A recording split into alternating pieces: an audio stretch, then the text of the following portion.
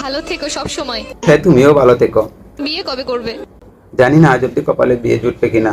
তোমার বউকে বলে দিও আমি যেই হাত ধরেছি ওই হাত যেন না ধরে। তোমার জামাইকেও বলে দিও আমি যে হাত ধরে তোমায় ঘুরতে নিয়ে গিয়েছি সে হাত যেন না ধরে।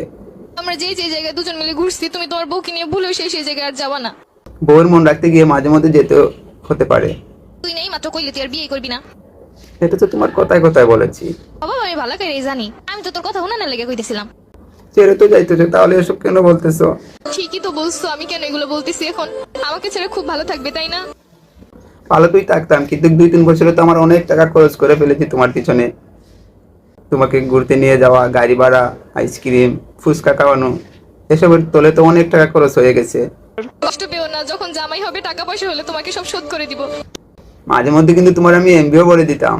হ্যাঁ ঠিকই বলছো, আমি তোমার কাছ থেকে নিতে চাইছিলাম না, তুমি আমাকে জোর করেই দিছিলা। আচ্ছা জামাই হলে ওটাও শোধ করে দিব, টেনশন করো না।